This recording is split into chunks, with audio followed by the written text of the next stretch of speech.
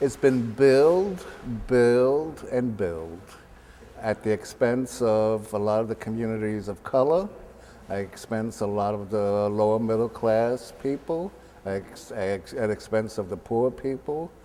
And what disappoints me the most is that very little attention not only has not been paid, has been paid to them, but also the fact that the absence of public spaces that engages that greater public which can't afford those new high rises, and see it happening in Brooklyn. It's starting to happen here in the South Bronx, and our concern is that the vitality of our communities that represents the great diversity of the city is going to be compromised.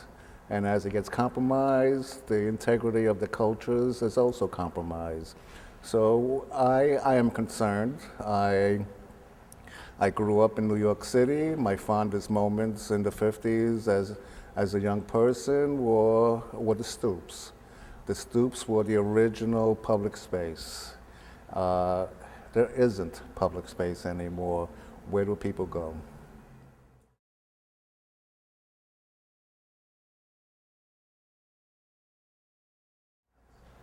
I'm an avid supporter of preserving as much of our history as possible. We don't want to lose fact of where we came from, and some of the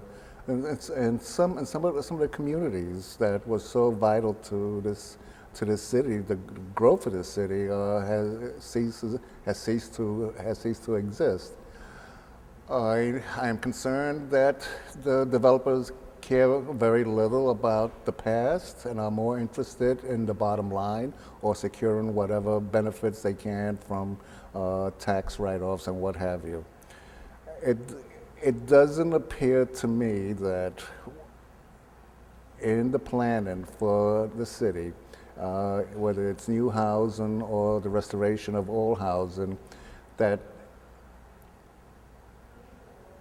the people who make up the city, the vast majority, are not being taken into account. And that, to me, is the utmost sin that the city has made.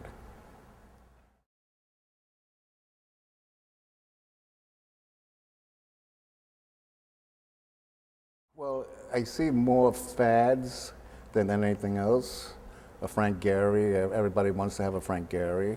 I was in Seattle recently, and I was on the monorail, and we passed Frank Gehry, and I saw a lot of bird shit on it. So, that's about as much social commentary as one needs to discuss, an overabundance of fad-like buildings. I do believe that architects in general need to be part of our communities. They need not be an alien factor that comes in and leaves, but they should have stronger representation in planning for the revitalization of the many communities, not just in the South Bronx, but in Brooklyn, Staten Island, Queens.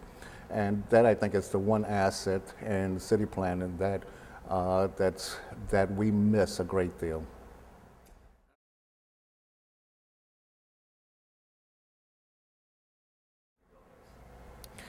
Well, I hope that you'll be able to take a shot of a building that's right across the street, that's been landmarked, and for 15, 16 years it's been boarded up.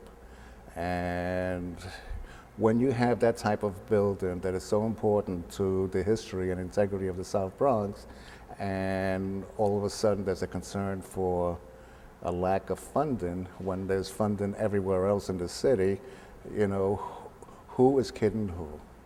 And I like neighborhoods.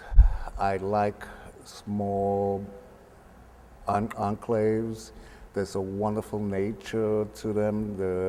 Whether it's still one ethnic group, but by and large we have hybrid communities, which is also very interesting. Where the South Bronx used to be largely Puerto Rican, now you have Mexican, Dominican, you have West African, you have young whites. So it's a nice hybrid community, and they're creating their own trends, their own histories, which is very important, without forsaking the histories where the Bronx came from.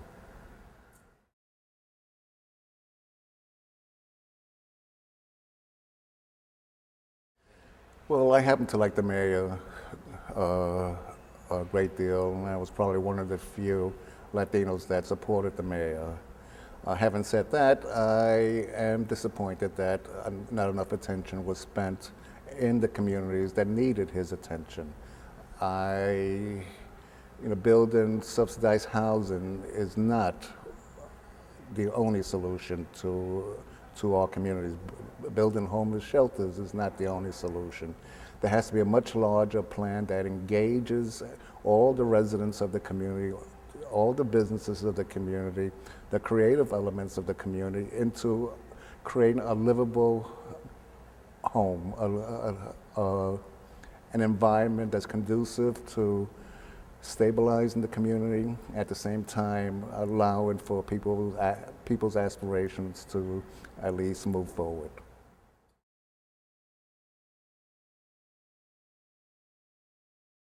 Well, we can't tear down all the high rises.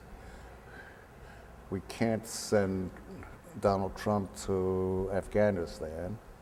So I like to see more affordable housing, but quality housing, not the cookie cutter type of single and two family homes that are out there. I like to see some of the brightest minds and the youngest minds be engaged in planning processes as it relates to their neighborhoods. I like to see some sort of stimulus for local businesses and for the arts. We're all members of the community, and the solutions are not with more housing. The solutions are not with homeless shelters. The solutions are, it has to be an integrated approach. And I would hope that at some point that the city realizes that and takes that into consideration.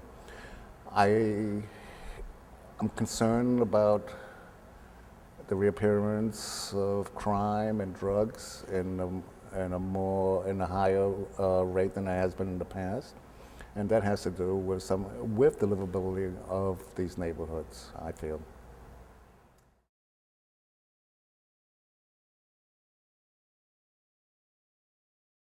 In terms of architecture, is the era of the master builder. In terms of the social dynamics, it's the master builder who forgot the peons. And I do think there was an exciting time, but it led to, if you look at the economy, it led to the abuses of Wall Street. And I'm sure it's had a real impact on not just the building of these high rises, but who's moving into them. My understanding, there's a lot of foreclosures or pending foreclosures or the threat of foreclosures. So I guess history will say, was it the right thing to do?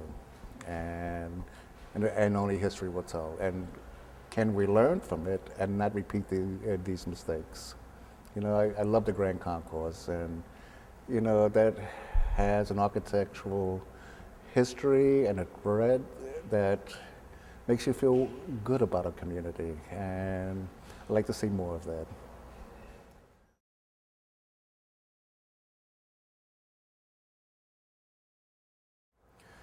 How to engage the public at large, how to create public space without it being identified as a public space. Like I mentioned, stoops, growing up with, in the 50s as a young person, I was on the top step. As I got older, I was in the middle step. I never got to the older age who were on the bottom step. But it's how we spent the summers, and it was something real about that you could go from one building to another building, and you experience a different relationship with the people.